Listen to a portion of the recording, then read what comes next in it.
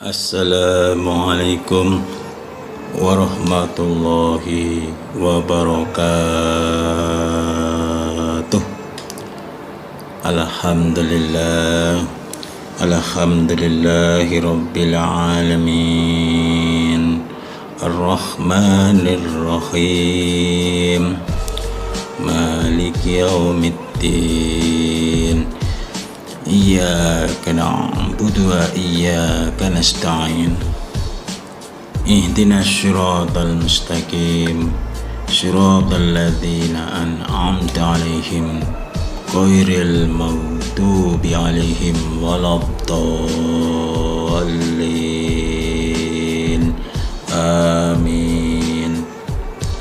Asyhadu an la ilaha illallah wa asyhadu anna Muhammadan abduhu wa rasuluh sallallahu alaihi wasallam wa ala alihi wa ashabihi amma ba'da.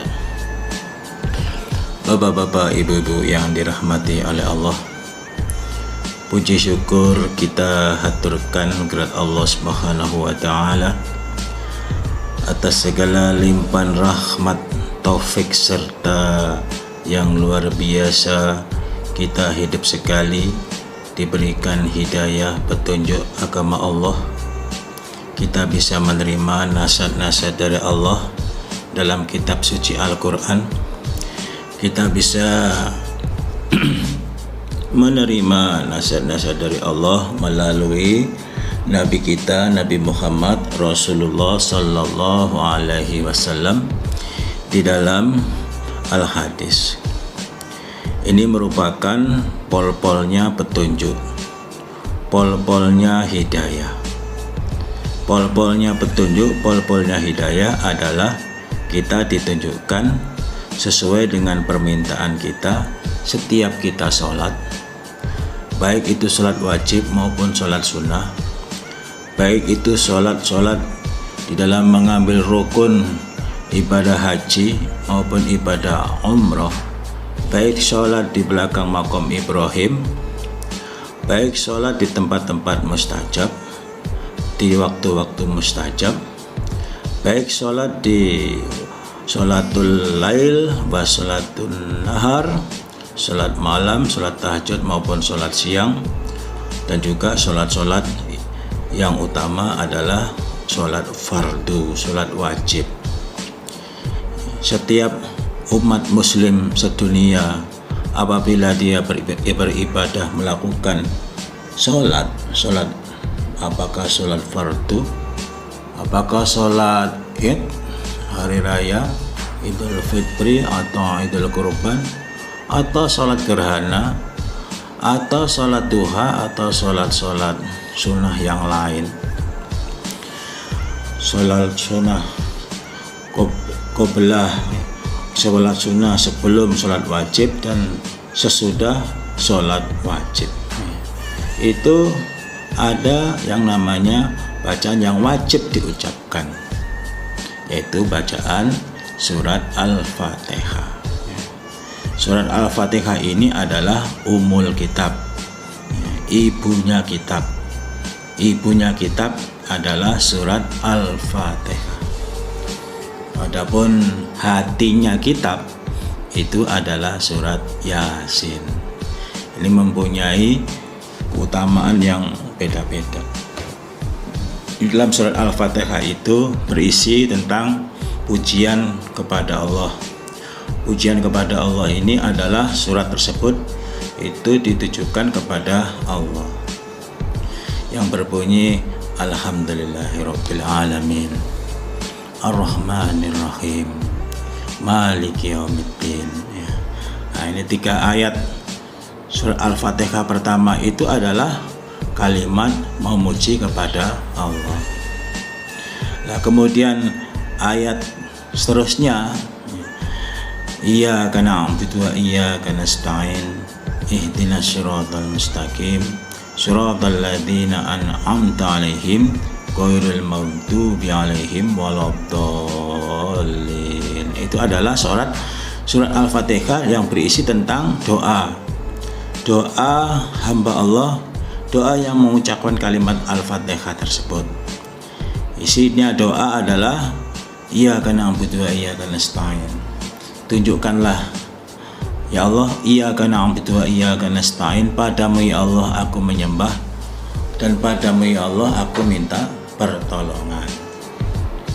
Ini luas pengertian minta pertolongan yang tahu apa permintaan pertolongan itu adalah dirinya sendiri dan Allah. Jadi ada yang memang berdoa secara detail, disebutkan apa keperluannya, apa kebutuhannya, apa yang harus kita minta tolong kepada Allah, ada yang detail. Nah, seandainya kita tidak detail, bagaimana? Ya tidak apa-apa. Jadi Allah Maha mengetahui gerak-gerik hati kita. Hati kita ngomong apa, minta pertolongan, ya nanti kita akan ditolong oleh Allah. Mungkin dalam keadaan kita lagi susah karena belum mendapatkan jodoh, belum mendapatkan pasangan, sudah usia, sudah banyak tapi belum dapat jodohnya, belum ketemu jodohnya. Nah, kemudian baca surat Al-Fatihah, di dalamnya ada iyyaka na'budu wa iyyaka nasta'in.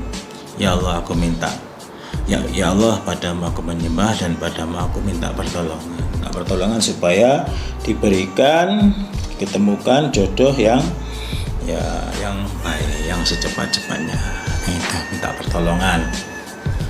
pertolongan mungkin bagi saudara semuanya yang lagi dicoba di situasi pandemi yang seperti sekarang ini, banyak mempengaruhi kepada kita di sendi-sendi ekonomi. Ada yang meningkat ekonominya, alhamdulillah, kita doakan mudah-mudahan tambah meningkat ekonominya. Kemudian ada juga yang ekonominya lagi menurun drastis, ya kita doakan mudah-mudahan bisa pulih kembali dan mudah-mudahan kita doakan bisa mendapatkan yang lebih banyak lagi di selain pandemi, sebelum pandemi. Ini Bapak Ibu sekalian, termasuk kalau kita ingin mendapatkan doa yang baik dari para malaikat-malaikat Allah, kita banyak-banyak mendoakan kepada saudara-saudara kita yang lagi membutuhkan doa kita. Kita lewat di jalan, kemudian ada toko yang lagi tutup, bangkrut, ya kita doakan, ya Allah mudah-mudahan pemilik tokonya diberikan kesabaran dan diberikan rezeki yang berlimpah ruah kembali, yang lebih banyak sebelum pandemi.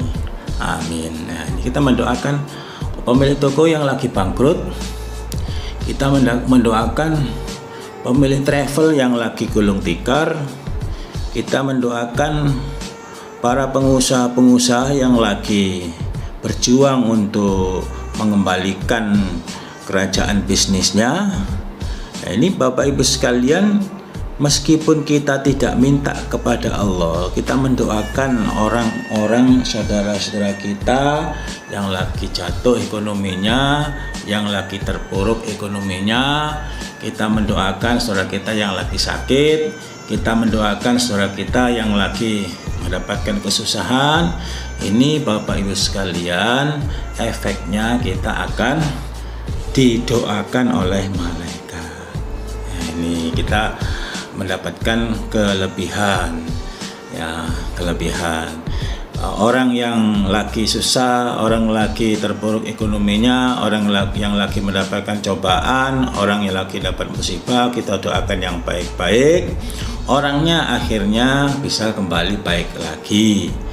Orang yang dapat musibah akhirnya dapat ganti, orang yang lagi sakit akhirnya dapat sembuh, orang yang lagi ekonominya lagi terpuruk kemudian bisa bangkit kembali. Kita yang mendoakan, malaikat langsung mendoakan kepada kita, malaikat rahmat langsung mendoakan kepada kita. Mudah-mudahan kamu juga, ya. Doa lagi, mudah-mudahan kamu juga, amin. Doakan lagi, mudah-mudahan kamu juga, amin. ini Bapak-Ibu sekalian. Jadi kalau kita ingin didoakan oleh para malaikat-malaikatnya Allah yang ada di atas langit, kalau kita ingin didoakan oleh penduduk-penduduk Allah yang ada di atas langit, yang senantiasa membaca tasbih, membaca tahmid, membaca takbir, membaca tahlil, seperti kita tawaf di Baitullah, baca subhanallah walhamdulillah wala ilaha illallah wallahu akbar wala khawla wala quwata illa billah subhanallah walhamdulillah wala ilaha illallah wallahu akbar wala haula wala quwata illa billah. Ini.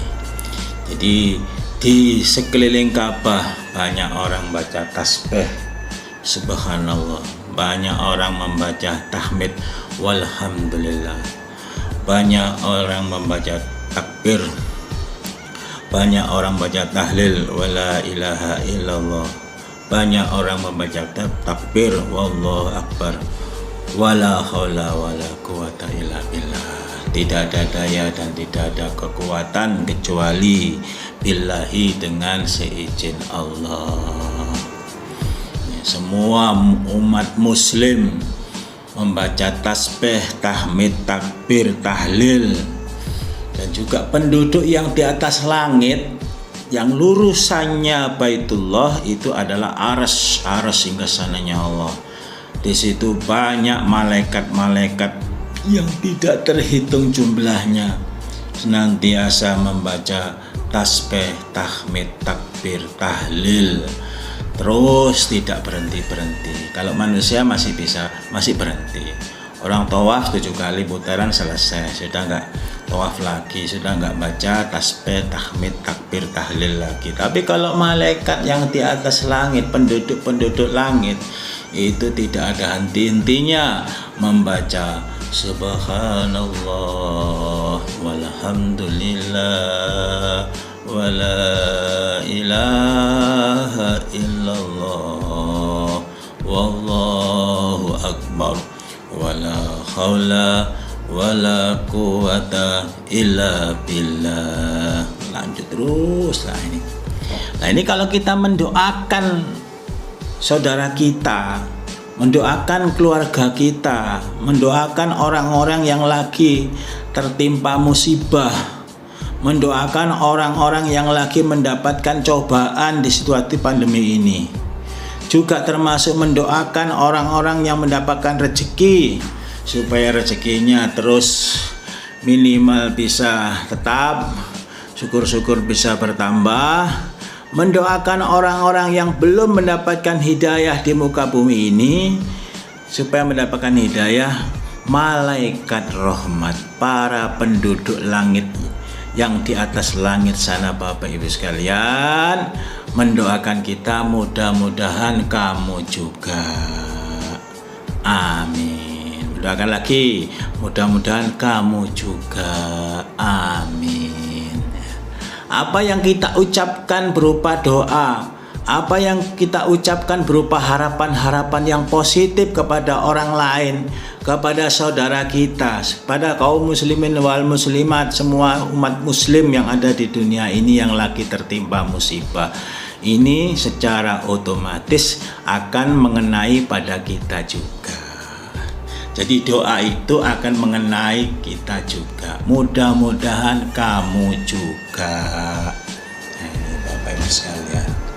Jadi termasuk salah satu ingin mendapatkan rahmat dari Allah, membuka pintu langit atau istilahnya mengetuk pintu langit adalah dengan cara mendoakanlah orang-orang yang ada di sekeliling kita. Yang utama adalah kita doakan mudah-mudahan yang belum mendapatkan hidayah, yang belum bisa menerima nasihat-nasihat dari Allah di dalam Al-Quran, yang belum bisa menerima nasihat-nasihat dari Rasulullah Sallallahu Alaihi Wasallam dalam Al-Hadis, kita doakan ya Allah, mudah-mudahan Engkau memberikan petunjuk kepada mereka ya Allah, hamba-hambamu ya Allah yang sekarang belum mendapatkan hidayah, yang sekarang di dalam jahiliyah.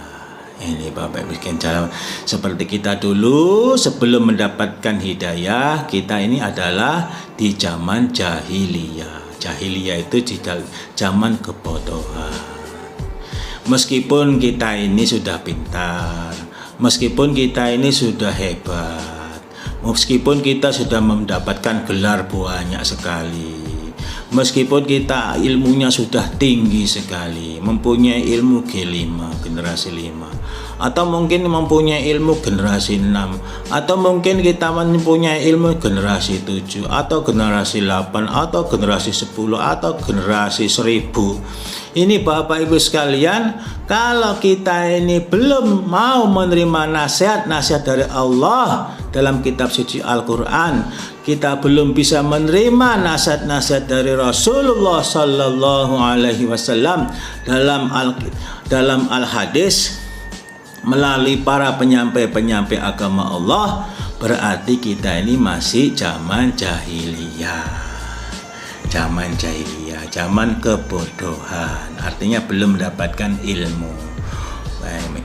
Pinter di dalam urusan dunia, tapi bodoh di dalam urusan akhirat. Zaman jahiliyah. Seperti kita dulu sebelum mendapatkan hidayah, kita adalah zaman jahiliyah. Kita dulu sebelum mendapatkan hidayah, kita berada di jalan di tepi jurang neraka, di tepi jurang neraka, di pinggirnya jurang neraka.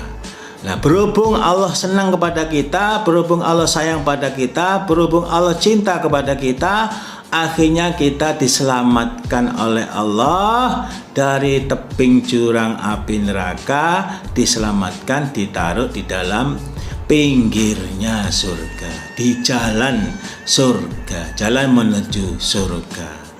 Apabila kita bisa tetap menetapi, memerlukan dan mempersungguh hidayah Allah ini, diteruskan mulai dari kita insaf, mulai dari kita sudah sadar, kita kembali ke dalam agamanya Allah, diteruskan sampai akhir hayat kita masing-masing menurut firman Allah dan sabda Rasulullah Sallallahu Alaihi Wasallam, kita akan mendapatkan tempat yang layak di sisinya, yaitu di dalam surga. Alhamdulillah, mudah-mudahan Bapak Ibu sekalian, kita semuanya bisa husnul khotimah. Ingat Bapak Ibu sekalian, umur sudah berapa, tinggal berapa, mati datangnya sewaktu-waktu. Faida jaa ajaluhum la yastakhiruna sa'atan wa la yastaqdimun. Ketika ajal pati datang, maka tidak dapat diakhirkan saat pun, wala yastaqdimun, dan juga tidak dapat ditunda. Oh, ntar dulu saya belum sukses. Oh, ntar dulu saya baru bangun rumah. Oh, ntar dulu saya baru bangun gedung. Oh, ntar dulu saya belum balik modal. Ada yang belum balik modal. Uangnya habis untuk pembangunan rumah, pembangunan gedung, untuk mengurusi pekerjaan, belum kembali modal.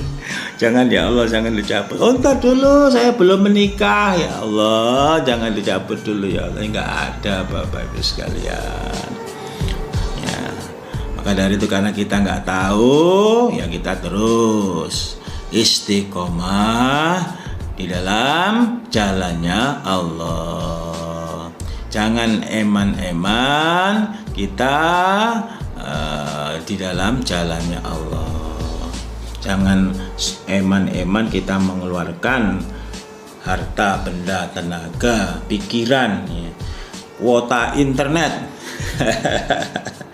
Kuota internet, jangan eman-eman kita mengeluarkan, menyisihkan kuota internet kita barang 1 jam atau setengah jam saja untuk fisabilillah. Ya, kita kita akan mendapatkan keuntungan yang luar biasa dari Allah. Innallaha la yukhliful mi'ad. Biasanya Allah itu tidak akan pernah mengingkari janjinya. Baiklah Bapak Ibu sekalian, untuk menyingkat waktu, ya langsung aja tadi mukadimahnya. Sebelum kita lanjutkan, mari yang belum diniati karena Allah pada hari ini supaya kita mendapatkan rahmat dari Allah, kita niati terlebih dulu niat karena Allah. Niat karena ingin mengharap rahmat Allah berupa surga, dan ingat niat ingin terhindar dari azab Allah, yaitu neraka Allah. Jangan sampai kita tidak ada niat, ya. Tidak ada niat. Ya, kalau nggak ada niat ya berarti nggak ada. Ya kita nggak ada amalan, nggak ada pekerjaan. Setiap pekerjaan itu pasti ada niat. Ya, pasti ada niat. Apakah niat dalam urusan sabilillah, apakah niat dalam urusan selain sabilillah. Nah, kita ya dalam urusan sabilillah kita akan mendapatkan pahala dari Allah. Sekarang kita akan kaji, karena ini adalah hari Jumat, di mana hari di seluruh umat Muslim berbondong-bondong pada hari Jumat di siang hari, di waktu duhur mengerjakan sholat berjamaah, sholat Jumat. Sholat Jumat ini wajib bagi kaum muslimin laki-laki. Kalau perempuan sunnah. Apabila perempuan ingin sholat Jumat, monggo silakan. Tapi setelah selesai sholat Jumat tidak wajib atau tidak mengerjakan sholat duhur lagi. Sholat duhurnya diganti dengan sholat Jumat. Tapi kalau laki-laki itu wajib mengerjakan sholat Jumat. Kalau kita meninggalkan sholat Jumat 3 kali berturut-turut, maka hati kita distempel oleh Allah. Distempel artinya dosa, ada tandanya dari Allah. Dosa artinya kalau kita nggak tobat, ya itu akan terus ada dalam hati kita. Nah, di sini saya akan mencuplik khutbah Jumat Rasulullah Sallallahu Alaihi Wasallam pada saat hari Jumat. Kalau hari Jumat itu adalah khutbah dulu, ya, baru sholat. Kalau sholat Idul Fitri atau Idul Adha itu sholat dulu baru khutbah, ya. Khutbah.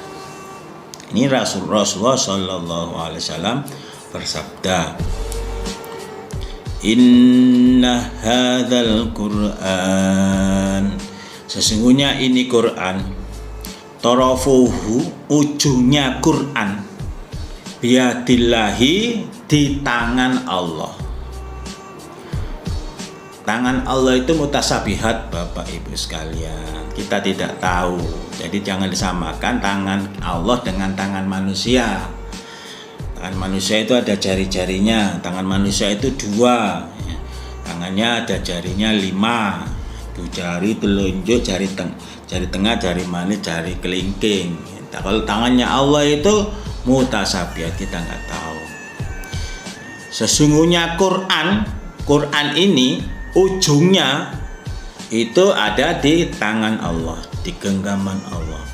Wa tarafuhu, dan ujungnya Quran bi aidikum, di tangan kamu sekalian. Ya. Quran ini mempunyai 2 ujung. Ujung pertama itu di tangan Allah, ujung yang kedua, ujung berikutnya itu ada di tangan kita masing-masing. Jadi Bapak Ibu sekalian, manakala kita membaca Al-Quran, manakala kita mengkaji Al-Quran, manakala kita menghafal Al-Quran, menderes Al-Quran dengan cara menghafal Al-Quran, berarti sama dengan kita lagi bercengkrama kepada Allah. berarti kita sama dengan mendapatkan nasihat dari Allah, yaitu manakala kita mengkaji ayat-ayat kitab suci Al-Quran. Manakala kita mengkaji ayat-ayat yang tidak terdapat dalam kitab suci Al-Quran yang namanya Al-Hadis, hadis Qudsi, hadis yang berisi tentang firman Allah yang tidak terdapat di dalam Al-Quran. Itu ada Bapak Ibu sekalian, namanya hadis tersebut namanya hadis Qudsi. Nah ini Bapak Ibu sekalian, fatamasaku maka berpegang teguhlah dengan Al-Quran. Fa'innakum maka sesungguhnya kamu sekalian lan tadillu niscaya tidak akan sesat, walan tahliku dan niscaya tidak akan robah ba'dahu setelah Al-Quran, setelah berpegang teguh dengan Al-Quran abadan selamanya.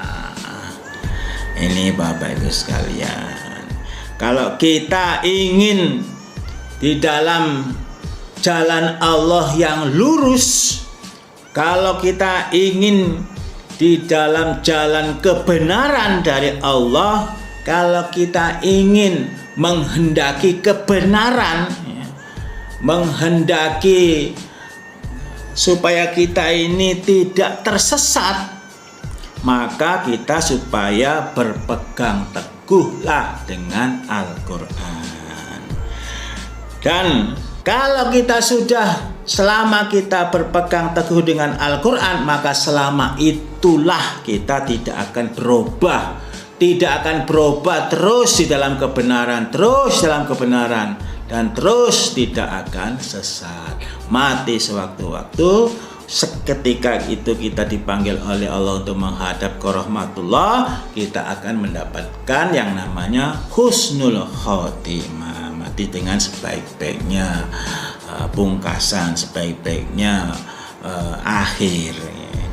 Nah ini Bapak Ibu sekalian, mudah-mudahan kita semuanya bisa menerima nasihat-nasihat dari Allah dalam kitab suci Al-Quran. Mudah-mudahan kita bisa menerima semua nasihat-nasihat dari Allah melalui Rasulullah Sallallahu Alaihi Wasallam di dalam Al-Hadis. Ini Bapak Ibu sekalian, kemudian kita juga mudah-mudahan kita di dalam beribadah senantiasa ibadahnya itu didasari dengan ilmu, ya, didasari dengan ilmu. Ilmunya dari mana? Dari kitab suci kita. Kitab suci kita itu apa? Kitab suci umat muslim seluruh dunia adalah Al-Quran dan Al-Hadis, atau istilahnya kitabillah wa sunnatin Nabi.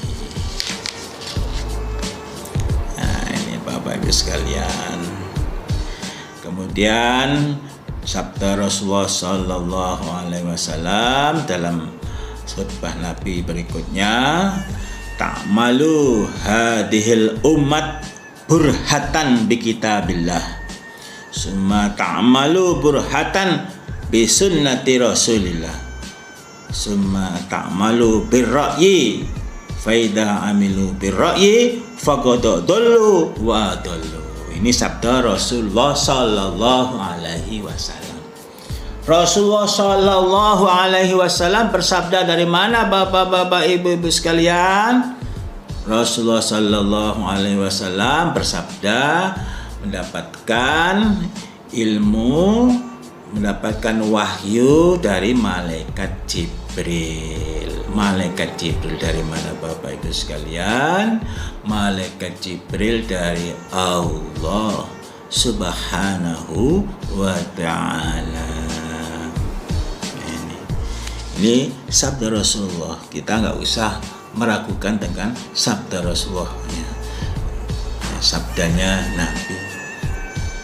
Rasulullah Sallallahu Alaihi Wasallam di dalam khutbah Jumat juga bersabda, ta'malu hadil umat, ta'malu mengerjakan hadil umat, ini umat, burhatan satu pendapat, bi kitabillah, dengan kitabnya Allah. Summa kemudian ta'malu, beramal atau mengerjakan atau beribadah, burhatan, satu pendapat, bi sunnati Rasulillah sallallahu alaihi wasallam. Summa ta'malu kemudian beramal atau beribadah atau mengerjakan, birro'yi dengan angan-angan. Faida amilu maka ketika mengerjakan mereka birro'yi dengan angan-angan, faqad dhallu wa dhallu, faqad dhallu maka sungguh tersesat mereka, wa dhallu dan sesat mereka. Nah ini Bapak Ibu sekalian, kalau kita di dalam beribadah itu didasari dengan pendapat dari kitabnya Allah, didasari dengan ayat-ayat suci yang terdapat dalam kitabnya Allah, yaitu Al-Quran. Kemudian kita juga di dalam beramal kita didasari dengan pendapat-pendapat dari sunnah Rasulullah Sallallahu Alaihi Wasallam, dari tingkah lakunya atau kelakuannya Rasulullah Sallallahu Alaihi Wasallam. Selama kita mengikuti Allah dan utusannya Allah dalam Al-Quran dan Al-Hadis, maka selama itu kita di dalam kebenaran, di dalam jalan Allah dan jalan Rasulullah Sallallahu Alaihi Wasallam. Kemudian kita beramal dengan menggunakan satu pendapat, beramal dengan menggunakan birro'i, dengan akal pikiran kita, dengan angan-angan kita. Ketika kita mengerjakan dengan angan-angan, faqad dhallu maka sungguh tersesat mereka, wa adallu dan menyesatkan mereka. Orang yang mengerjakan amalan yang menggunakan akal pikirannya dengan pendapat dirinya, bukan dari pendapat Rasulullah Sallallahu Alaihi Wasallam, bukan pendapat dari Allah Subhanahu wa Ta'ala dalam kitab suci Al-Quran, menggunakan pendapat kita sendiri, menggunakan angan-angan kita sendiri, pikiran kita sendiri, maka ketika itulah orang tersebut tersesat. Tersesat itu artinya ibarat kita jalan itu tidak nyampe pada tempat tujuan kita. Itu namanya tersesat. Orang mau ke Surabaya dari Jakarta, lewatnya ke Lampung. Ya itu namanya tersesat, bro. Namanya tersesat, guys, ya kan.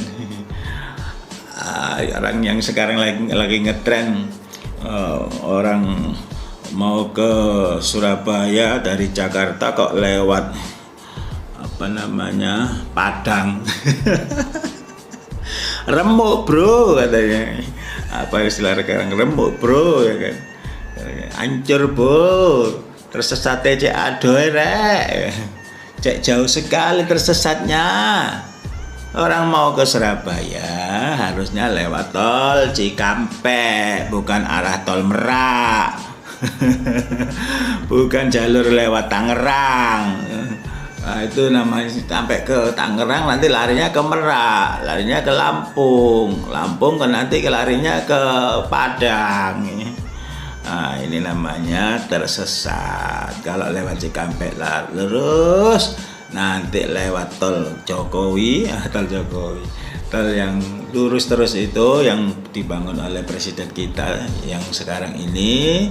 Nah, ini nanti langsung ya, nyampe ke Ngawi, nyampe ke Semarang, ngambil Ngawi langsung Kediri langsung Kertosono, Jombang, nah, akhirnya Wonokromo akhirnya Surabaya.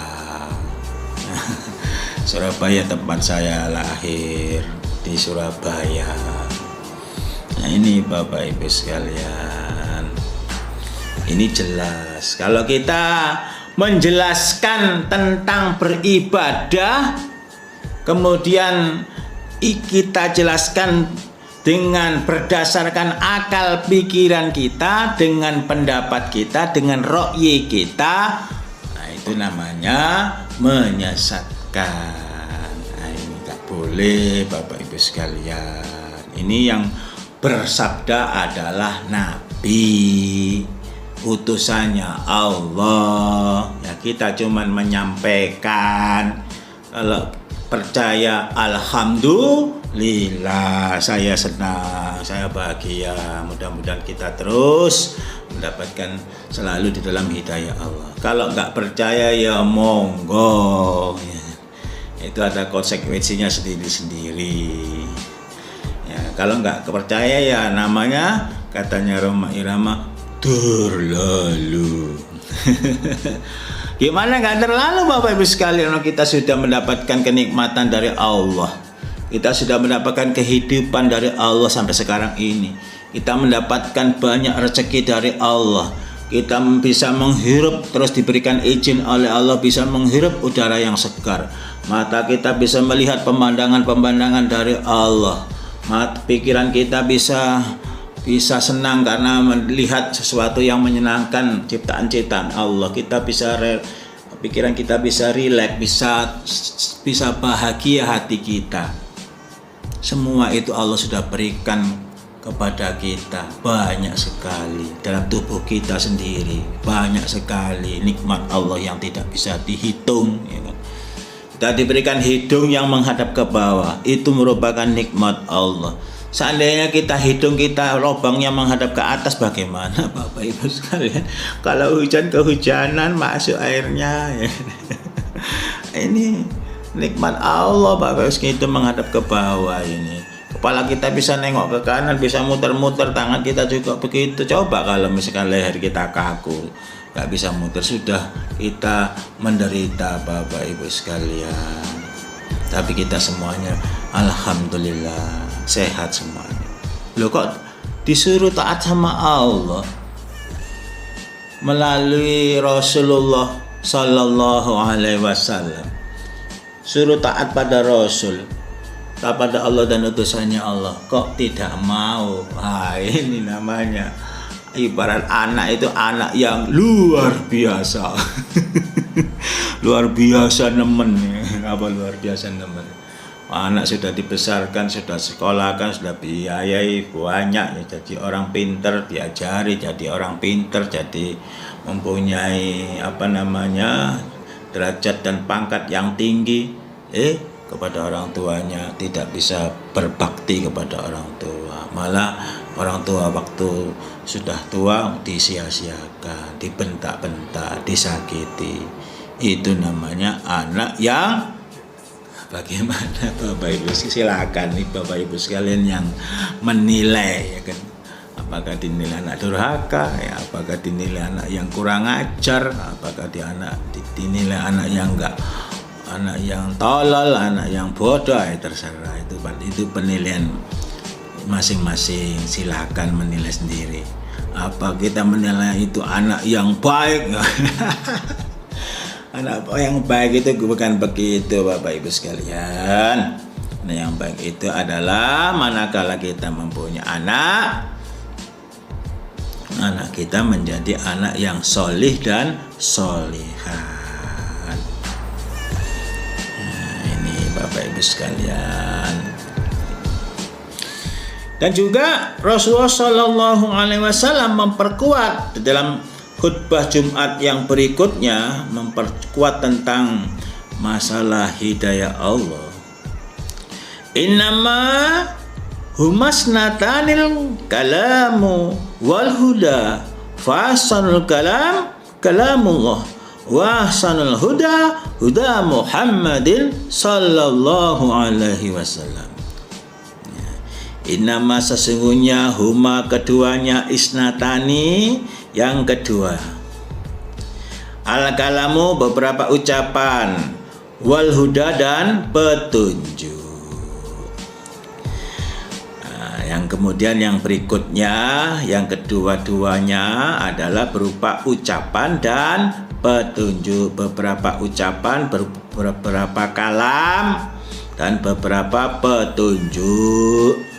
Beberapa kalam-kalam Allah, beberapa sabda-sabda Rasulullah Sallallahu Alaihi Wasallam, dan petunjuk. Ada juga dua macam, sabda Nabi, kalamullah, dan petunjuk. Fahsanul kalam, maka sebaik-baiknya kalam, kalamullah, ya kalamnya Allah. Sebaik-baiknya ucapan itu adalah ucapannya Allah. Sebaik-baiknya kalam itu adalah kalamullah.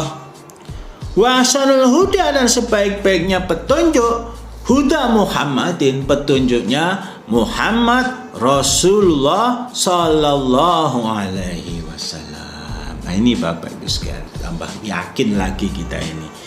Yakin dengan firman-firman Allah dalam kitab suci Al-Quran, yakin dengan sabda-sabda Rasulullah Sallallahu Alaihi Wasallam di dalam Al-Hadis. Jadi Bapak Ibu sekalian, manakala kita bisa menerima hidayah Allah, manakala kita bisa menerima nasihat-nasihat Allah, manakala kita bisa menerima kalam-kalamnya Allah, manakala kita bisa menerima nasihat-nasihat dari Rasulullah, nasihat dari Nabi Muhammad Rasulullah Sallallahu Alaihi Wasallam, maka Bapak Ibu sekalian termasuk itu merupakan sebagus-bagusnya petunjuk. Sebagus-bagusnya petunjuk adalah petunjuk dari Rasulullah Sallallahu Alaihi Wasallam. Alhamdulillah. Nah, itulah Bapak Ibu sekalian, sedikit basyiron wa nadhiron dari Sunarto. Barangkali ada kurang lebihnya, mohon maaf yang sebesar-besarnya. Akhirul kalam, assalamualaikum warahmatullahi wabarakatuh.